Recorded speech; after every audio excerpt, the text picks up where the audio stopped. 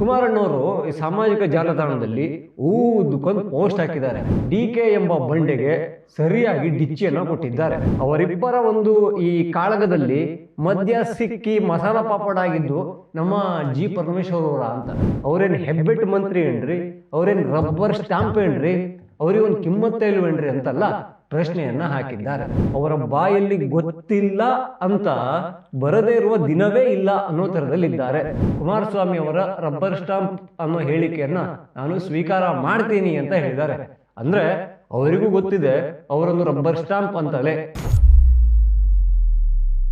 ಜೈ ಶ್ರೀರಾಮ್, ನಾನು Ajit Bopnalli. Welcome to Hosadiganta digital. ನಮ್ಮ ರಾಜ್ಯದಲ್ಲಿ ಏನೇನೋ ಆಗ್ತಾ ಇದೆ. ಈ ಗ್ಯಾಪಲ್ಲಿ ಒಂದು ವಾಕ್ ಸಮರ ಶುರುವಾಗಿದೆ. ಆ ವಾಕ್ ಸಮರ ಶುರುವಾಗಿದ್ದು ಯಾರಿಬ್ಬರ ನಡುವೆ? ಡಿ ಕೆ ಹಾಗೂ HDK ಮಧ್ಯ.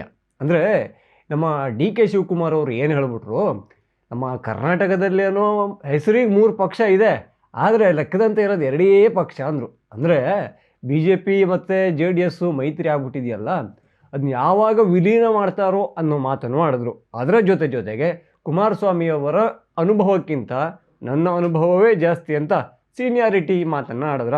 ಅದನ್ನು ನೋಡ್ತಾ ಇದ್ದಂಗೆ ರೊಚ್ಚಿಗೆದ್ದಿದ್ದು ಕುಮಾರಣ್ಣವರು ಈ ಸಾಮಾಜಿಕ ಜಾಲತಾಣದಲ್ಲಿ ಊದುಕೊಂಡು ಪೋಸ್ಟ್ ಹಾಕಿದ್ದಾರೆ. ಆ ಪೋಸ್ಟಲ್ಲಿ DK ಎಂಬ ಬಂಡೆಗೆ ಸರಿಯಾಗಿ ಡಿಚ್ಚಿಯನ್ನು ಕೊಟ್ಟಿದ್ದಾರೆ.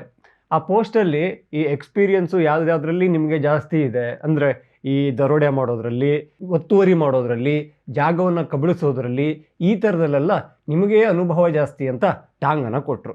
ಜೊತೆಗೆ ಸೀನಿಯಾರಿಟಿ ಅಂತ ಹೇಳ್ತಿರಲ್ಲ, ನೀವು ಇನ್ನೊಂದು ಇಲಾಖೆಯ ಮಂತ್ರಿಯ ಅಧಿಕಾರವನ್ನೇ ನೀವು ಎಳ್ಕೊಂಬಿಡ್ತೀರಾ, ಅದು ಒತ್ತುವರಿ ಮಾಡ್ಕೋತೀರಾ ಅಂತ ಹೇಳಿದ್ರು. ಅಂದರೆ ನೇರವಾಗಿ ಟಾಂಗ್ ಕೊಟ್ಟಿದ್ದು ಯಾರಿಗೆ? ನಮ್ಮ ಜಿ ಪರಮೇಶ್ವರ್ ಅವರಿಗೆ. ಯಾಕಾಗಿ ಈ ವಿಚಾರ ಬಂತು ಅಂತ ಕೇಳಿದ್ರೆ, ಬಳ್ಳಾರಿಲಿ ಗಲಭೆ ಆಯ್ತಾ, ಅದು ತುಂಬ ದೊಡ್ಡ ಮಟ್ಟದಲ್ಲಿ ಸೌಂಡನ್ನು ಮಾಡ್ತಾ ಅಲ್ಲಿ ಒಬ್ಬ ಕಾಂಗ್ರೆಸ್ ಕಾರ್ಯಕರ್ತನ ಹತ್ಯೆಯೂ ಆಯ್ತಾ, ಶೂಟೌಟು ಅಂತಹ ದೊಡ್ಡ ಘಟನೆಗಳು ನಡೀತಾ. ಆದರೆ ಅಲ್ಲಿ ಹೋಗಿ ಈ ಮೀಟಿಂಗನ್ನು ಮಾಡಬೇಕಾಗಿದ್ದು ಯಾರಾಗಿತ್ತು? ಹೋಮ್ ಮಿನಿಸ್ಟರ್ ಆಗಿರುವಂತಹ ಜಿ ಪರಮೇಶ್ವರ್ ಅವರು. ಆದರೆ ಅವ್ರನ್ನ ಬಿಟ್ಟು ಎಲ್ಲರೂ ಅಲ್ಲಿ ಬಳ್ಳಾರಿಗೆ ಹೋಗಿ ಬಂದರು ನಮ್ಮ ಕಾಂಗ್ರೆಸ್ ಲೀಡರ್ಗಳು. ಜಮೀರಣ್ಣ ಹೋಗ್ತಾರೆ, ಹಾರ್ಡ್ ಕ್ಯಾಶ್ 25 ಲಕ್ಷ ಕೊಟ್ಟು ಬರ್ತಾರೆ. DK ಅವರು ಹೋಗ್ತಾರೆ, ಪೊಲೀಸ್ ಅಧಿಕಾರಿಗಳೊಂದಿಗೆ ಮೀಟಿಂಗನ್ನು ಮಾಡ್ತಾರೆ. ಅಸಲಿಗೆ ಮೀಟಿಂಗನ್ನು ಮಾಡಬೇಕಾಗಿದ್ದು ಯಾರು? ಜಿ ಪರಮೇಶ್ವರ್ ಅವರು. ಈ ವಿಚಾರಕ್ಕೆ ಕುಮಾರಣ್ಣ ಒಂದಿಷ್ಟು ಪ್ರಶ್ನೆಯನ್ನು ಕೇಳಿದ್ದಾರೆ. ಅವ್ರೇನು ಹೆಬ್ಬೆಟ್ ಮಂತ್ರಿ ಏನ್ರಿ, ಅವ್ರೇನು ರಬ್ಬರ್ ಸ್ಟಾಂಪ್ ಏನ್ರಿ, ಅವ್ರಿಗೆ ಒಂದು ಕಿಮ್ಮತ್ತೇ ಇಲ್ವೇನ್ರಿ ಅಂತಲ್ಲ ಪ್ರಶ್ನೆಯನ್ನು ಹಾಕಿದ್ದಾರೆ. ಇದೆಲ್ಲ ನೋಡಿದಾಗ ಅನಿಸಿದ್ದು, ಅವರಿಬ್ಬರ ಒಂದು ಈ ಕಾಳಗದಲ್ಲಿ ಮದ್ಯ ಸಿಕ್ಕಿ ಮಸಾಲ ಪಾಪಡ್ ಆಗಿದ್ದು ನಮ್ಮ ಜಿ ಪರಮೇಶ್ವರ್ ಅವರ ಅಂತ. ಯಾಕೆಂದರೆ ಈಗ ಅವರ ವಿಚಾರಕ್ಕೆ ಮಾತಾಡ್ತಾ ಇದ್ದಾರೆ, ಅವ್ರೇನು ರಬ್ಬರ್ ಸ್ಟಾಂಪ್ ಅಂತ ಕೇಳ್ತಿದ್ದಾರೆ, ಅವರಿಗೆ ಯಾವ ಕಿಮ್ಮತ್ತು ಇಲ್ವೇನ್ರಿ? ಪಾಪ ಅವರು ಕೂಡ ಸಾಕಷ್ಟು ಸಲ ನೊಂದ್ಕೊಂಡಿದ್ದಾರೆ. ನಮ್ಮನ್ನೆಲ್ಲ ಎಲ್ಲಿ ಬ್ರೇಕ್ಫಾಸ್ಟ್ ಮೀಟಿಂಗಿಗೆ ಕರೀತಾರೆ ಸರ್ ಅಂತ ಹೇಳಿದ್ದನ್ನು ನಾನಂತೂ ಮರೆಯೋದಿಲ್ಲ. ಅವರಿಬ್ಬರೇ ಡಿಸೈಡ್ ಮಾಡ್ಕೊಂಬಿಡ್ಲಿ ಅಂತ ಈ CM DCMಗೆ ಗುಮ್ಮಿದ್ದನ್ನೂ ಮರೆಯೋದಿಲ್ಲ. ಆದರೆ ಅವರೆಷ್ಟೇ ಅಬ್ಬರಿಸಿದ್ರು ಕೂಡ ಕಾಂಗ್ರೆಸ್ ಪಕ್ಷದಲ್ಲಿ ಅವರ ಕಿಮ್ಮತ್ತು ಎಲ್ಲಿದೆಯೋ ಅಲ್ಲೇ ಇದೆ, ಯಾವತ್ತೂ ಕೂಡ ಹೆಚ್ಚಿಗೆ ಆಗೇ ಇಲ್ಲ. ಸೊ ಈ ವೈಫಲ್ಯದ ಬಗ್ಗೆ ಮಾತಾಡೋದಾದರೆ ಜಿ ಪರಮೇಶ್ವರ್ ಅವರ ಹೆಸರೇ ಮೊದಲಿಗೆ ಬರುತ್ತೆ. ಯಾಕೆಂದರೆ ಎಷ್ಟೊಂದು ಘಟನೆಗಳನ್ನು ನೋಡಿದ್ದೀವಿ. ಮಾಧ್ಯಮದವರಿಗೆ ಮಾಹಿತಿ ಇರುತ್ತೆ, ಜನಸಾಮಾನ್ಯರಿಗೆ ಮಾಹಿತಿ ಇರುತ್ತೆ, ಆದರೆ ಅವ್ರ ಹತ್ರ ಹೋಗಿ ಕೇಳಿದ್ರೆ ಜಿ ಪರಮೇಶ್ವರ್ ಅವರೇ ಹಿಂಗಾಯ್ತಂತೆ, ಏನು ಅಪ್ಡೇಟ್ ಇದೆ ಅಂತ ಕೇಳಿದ್ರೆ ನನಗೇನು ಗೊತ್ತಿಲ್ಲ, ಏನು ಮಾಹಿತಿ ಇಲ್ಲ, ಮಾಹಿತಿ ತಗೊಂಡು ಮಾತಾಡ್ತೀನಿ ಅಂತ ಅವರ ಬಾಯಲ್ಲಿ ಗೊತ್ತಿಲ್ಲ ಅಂತ ಬರದೇ ಇರುವ ದಿನವೇ ಇಲ್ಲ ಅನ್ನೋ ಥರದಲ್ಲಿದ್ದಾರೆ. ವಿಚಾರ ಯಾವುದೇ ಆಗಿರಲಿ, ಆದರೆ ಅವ್ರಿಗೆ ಮಾತ್ರ ಎಲ್ಲರಿಗೂ ಬಂದಷ್ಟೇ ವೇಗವಾಗಿ ಮಾಹಿತಿ ಬರೋದೇ ಇಲ್ಲ. ಬಂದಿದೆಯೋ ಬಂದಿಲ್ವೋ ಗೊತ್ತಿಲ್ಲ ಅನ್ನೋದೊಂದು ರೆಡಿಯಾದ ಉತ್ತರವನ್ನು ಇಟ್ಕೊಂಡಿರ್ತಾರೆ. ಪಾಪ ಈಗ ಅವ್ರು ನೋಡಿ, ಬಳ್ಳಾರಿ ಗಲಭೆ ಕೇಸನ್ನು CBI ಕೊಡಬೇಕಾ ಕೊಡಬಾರ್ದು ಅಂತ ಸಾಕಷ್ಟು ಚರ್ಚೆ ಆಗ್ತಾ ಇರೋ ಮಧ್ಯೆ ಇದೇನೋ CBI ಕೊಡೋ ಅವಶ್ಯಕತೆ ಇಲ್ಲ ಅಂತ ತುಂಬ ಗಟ್ಟಿಯಾಗಿ ಹೇಳಿದ್ದಾರೆ. ಅದು ಇಷ್ಟು ದಿವಸ ಆದಮೇಲೆ. ಆದರೆ ಇಲ್ಲಿ ಹುಬ್ಬಳ್ಳಿಲಿ ಒಂದು ಕೇಸ್ ಆಯ್ತಲ್ಲ, ಮಹಿಳೆಯನ್ನು ವ್ಯವಸ್ಥೆಗೊಳಿಸಿ ಪೊಲೀಸರು ಹಲ್ಲೆ ಮಾಡಿದ್ರಲ್ಲ, ಆ ಸೂಚನೆ ಎಲ್ಲಿಂದ ಬಂತು?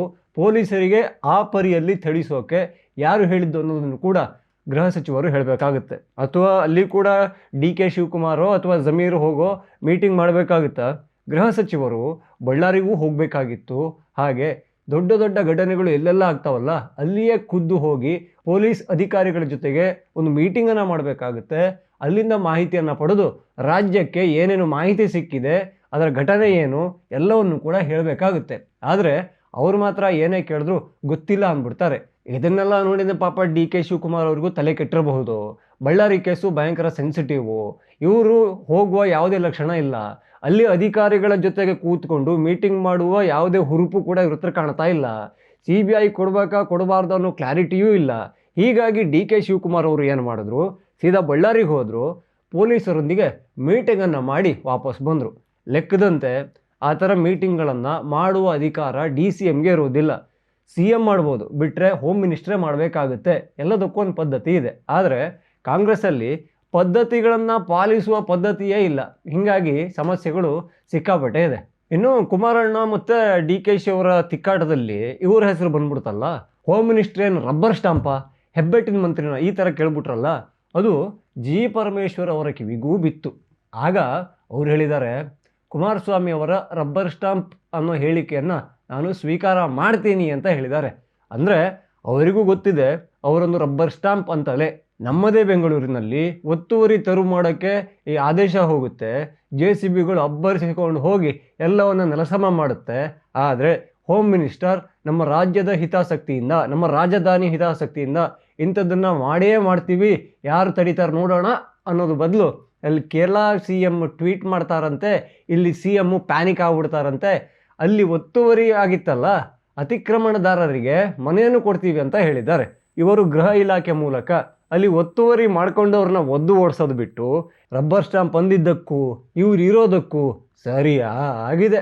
ನೀವು ಒಂದನ್ನು ಅಬ್ಸರ್ವ್ ಮಾಡಿ, ಇಲ್ಲಿ ಅಧಿಕಾರದಲ್ಲಿ ಕಾಂಗ್ರೆಸ್ ಬಂತು, ಹೋಮ್ ಮಿನಿಸ್ಟರ್ ಆಗಿ ಜಿ ಪರಮೇಶ್ವರ್ ಅವರು ಬಂದು ಕುಂತ್ರಲ್ಲ, ಆಗಿನಿಂದ ಕ್ರೈಮ್ ರೇಟ್ ತುಂಬ ಹೆಚ್ಚಳವಾಗಿದೆ. ಅಂದರೆ ಈ ಅಪರಾಧ ಮಾಡೋರಲ್ಲಿ ಕಾನೂನಿನ ಭಯವೇ ಒಂದು ಚೂರು ಕಾಣಿಸ್ತಾ ಇಲ್ಲ. ಹಾಡು ಹಗಲೇ ಕೊಚ್ತಾರೆ, ರಾತ್ರಿ ಎಲ್ಲ ದರೋಡೆ ಮಾಡ್ತಾರೆ, ಇನ್ನೊಂದೇನೋ ಆಗುತ್ತೆ. ಆದರೆ ಗೃಹ ಇಲಾಖೆ ಮೂಲಕ ಅಪರಾಧಿಗಳಿಗೆ ಭಯವನ್ನು ಹುಟ್ಟಿಸಬೇಕಾಗಿದ್ದವರು ಏನೂ ಆ್ಯಕ್ಷನ್ ತಗೋತಾ ಇಲ್ಲ. ಹೀಗಾಗಿಯೇ ಇರಬೇಕು ನಮ್ಮ ಹೋಮ್ ಮಿನಿಸ್ಟರ್ಗೆ ರಬ್ಬರ್ ಸ್ಟಾಂಪ್ ಅಂತ ಕುಮಾರಣ್ಣವರು ಕರೆದಿದ್ದು. ಸಾಕಷ್ಟು ಕೇಸ್ಗಳಲ್ಲಿ ಡಾಕ್ಟರ್ ಜಿ ಪರಮೇಶ್ವರ್ ಅವರ ಮಾತು ತುಂಬ ಹಾಸ್ಯಾಸ್ಪದ ಅಂತ ಫೀಲ್ ಆಗುತ್ತೆ. ಅಂದರೆ ಈಗ ಹುಬ್ಬಳ್ಳಿಯಲ್ಲಿ ನೇಹಾ ಹಿರೇಮಠ್ ಅಂತ ಒಂದು ಮರ್ಡರ್ ಆಯ್ತಲ್ಲ, ಅದಿನ್ನೂ ತನಿಖೆನೂ ಆಗಿಲ್ಲ, ಏನು ವರದಿನೇ ಬಂದಿಲ್ಲ. ಅವರಿಬ್ಬರಿಗೂ ಏನೋ ಲವ್ ಅಫೇರ್ ಇತ್ತಂತೆ, ಅಲ್ಲಿ ಪ್ರೀತಿ ವಿಚಾರಕ್ಕೆ ಆಗಿರೋ ಕೊಲೆ ಅಂತ ಇವರು ಹೇಳ್ಬಿಟ್ಟಿದ್ರು. ಇನ್ಯಾವುದೋ ಗಂಭೀರ ವಿಚಾರಕ್ಕೆ ಬಂದಾಗ ಇವ್ರದ್ದು ಇನ್ನೂ ಮಾಹಿತಿಯೇ ಇಲ್ಲ, ನನಗೆ ಏನೂ ಗೊತ್ತಿಲ್ಲ, ನಾನು ಮಾಹಿತಿ ತರಿಸ್ಕೋತೀನಿ, ಅಧಿಕಾರಿಗಳ ಜೊತೆಗೆ ಮಾತಾಡಿ ಹೇಳ್ತೀನಿ, ಈ ಥರದ್ದಿರುತ್ತೆ. ನಾವು ಧರ್ಮಸ್ಥಳ ವಿಚಾರಕ್ಕೂ ನೋಡಿದ್ವಿ, SIT ಎಷ್ಟೊಂದು ತರಾತುರಿಯಲ್ಲಿ ರಚಿಸಿ ಏನೆಲ್ಲ ಅಧ್ವಾನ ಮಾಡಿ ಹಾಕಿದ್ರು ಅಂತ. ಯಾರದೋ ಮಾತು ಕೇಳಿಕೊಂಡು SIT ರಚನೆ ಮಾಡಿದ್ರಂತೆ, ಗುಂಡಿಗಳನ್ನು ತೋಡುವ ಕೆಲಸ ಪೊಲೀಸರಿಗೆ ಕೊಟ್ರಂತೆ. ಪೊಲೀಸರು ಒಂಥರ ಕಾಮಿಡಿ ಪೀಸ್ ಆಗಿಬಿಟ್ಟಿದ್ದಾರೆ ಈ ಕಾಂಗ್ರೆಸ್ಸಿನ ಅವಧಿಯಲ್ಲಿ. ಇದನ್ನೆಲ್ಲ ನೋಡಿದ ಮೇಲೆ ಜಿ ಪರಮೇಶ್ವರ್ ಅವರಿಗೆ ರಬ್ಬರ್ ಸ್ಟಾಂಪ್ ಅಂತ ಈ ಕುಮಾರಸ್ವಾಮಿಯವರು ಕರೆದಿರೋದ್ರಲ್ಲಿ ಏನೋ ತಪ್ಪಿದೆಯಾ? ಖಂಡಿತ ಏನೂ ತಪ್ಪಿಲ್ಲ. ಇಷ್ಟೆಲ್ಲ ರಾಜಕೀಯ ಬೆಳವಣಿಗೆಗಳನ್ನು ನೋಡಿದ ಮೇಲೆ ತಾವು ಕೂಡ CM ಆಗಬೇಕು ಅನ್ನೋ ಆಸೆಯಲ್ಲಿರೋ ಜಿ ಪರಮೇಶ್ವರ್ ಅವರನ್ನು ಈ ಹೈಕಮಾಂಡು ಯಾವತ್ತಾದರೂ ಒಂದು ದಿವಸ ಕನ್ಸಿಡರ್ ಮಾಡುತ್ತಾ? ಅಲ್ಲ, ಹೈಕಮಾಂಡಿಗೆ ರಬ್ಬರ್ ಸ್ಟಾಂಪ್ಗಳೇ ಬೇಕು. ರಬ್ಬರ್ ಸ್ಟಾಂಪ್ಗಳು ತುಂಬ ಯೂಸ್ ಆಗ್ತಾರೆ. ಉದಾಹರಣೆಗೆ ಮಲ್ಲಿಕಾರ್ಜುನ್ ಖರ್ಗೆ ಅವರು ಹೈಕಮಾಂಡ್ ಆಗಿದ್ದರೂ ಕೂಡ ನಾನೇನು ಹೈಕಮಾಂಡ್ ಅಲ್ಲ, ಹೈಕಮಾಂಡ್ ಬೇರೆ ಇದ್ದಾರೆ ಅಂತ ರಾಹುಲ್ ಗಾಂಧಿ, ಸೋನಿಯಾ ಗಾಂಧಿ, ಪ್ರಿಯಾಂಕಾ ವಾಡ್ರಾ ಕಡೆ ಕೈ ಮಾಡಿಬಿಡ್ತಾರೆ ನಮ್ಮ ರಬ್ಬರ್ ಸ್ಟಾಂಪ್ AICC ಅಧ್ಯಕ್ಷರಾದ ನಮ್ಮ ಮಲ್ಲಿಕಾರ್ಜುನ ಖರ್ಗೆ ಅವರು. ಅದೇ ರೀತಿಯಲ್ಲಿ ಕರ್ನಾಟಕದಲ್ಲೂ ಕೂಡ ಒಬ್ಬ ರಬ್ಬರ್ ಸ್ಟಾಂಪ್ ಬೇಕು ಅಂತ ಗಾಂಧಿ ಕುಟುಂಬಕ್ಕೆ ಅನಿಸಿದರೆ ಜಿ ಪರಮೇಶ್ವರ್ ಅವರ ಹೆಸರು ಮುಂಚೂಣಿಯಲ್ಲಿರುತ್ತಾ? CM ಆಗಬೇಕು ಅಂತ ಸಾಕಷ್ಟು ಕನಸನ್ನು ಕಂಡಿರುವಂತಹ ಜಿ ಪರಮೇಶ್ವರ್ ಅವರಿಗೆ ಅವರ ವರ್ತನೆಯಿಂದ, ಅವರ ನಡವಳಿಕೆಯಿಂದ CM ಆಗುವ ಯೋಗ ಒಂದು ಕೂಡಿ ಬರುತ್ತಾ? ಈ ಪ್ರಶ್ನೆಗೆ ನನ್ನ ಹತ್ರಂತೂ ಉತ್ತರ ಇಲ್ಲ. ಯಾಕಂದರೆ ರಾಹುಲ್ ಗಾಂಧಿ ಅವ್ರ ಹತ್ರನೇ ಇಲ್ಲ. ಅವರಿಗೆ ಪಾಪ ಸಿದ್ದರಾಮಯ್ಯನವ್ರನ್ನ ಮುಂದುವರಿಸ್ಬೇಕಾ, ಇಳಿಸ್ಬೇಕಾ, DK ಶಿ ಅವ್ರನ್ನ ಕೂರಿಸ್ಬೇಕಾ ಅನ್ನೋದ್ರ ಬಗ್ಗೆನೇ ಕ್ಲಾರಿಟಿ ಇಲ್ಲ. ಹೀಗಾಗಿ ಜಿ ಪರಮೇಶ್ವರ್ ಅವರ ಭವಿಷ್ಯದ ಬಗ್ಗೆ ಏನು ಐಡಿಯಾ ಇರುತ್ತೆ ಹೇಳಿ ಅಲ್ವಾ? ಇನ್ನು ಯಾರೆಲ್ಲ ಹೊಸದಿಗಂತ ಡಿಜಿಟಲ್ ಚಾನಲನ್ನು ಸಬ್ಸ್ಕ್ರೈಬ್ ಆಗಿಲ್ವೋ ಈ ಕೂಡಲೇ ಆಗಿ, ಹಾಗೆ ಎಲ್ಲ ವಿಡಿಯೋಗಳಿಗಾಗಿ ಬೆಲ್ ಐಕಾನನ್ನು ಒತ್ತಿ. ಜೈ ಶ್ರೀರಾಮ್.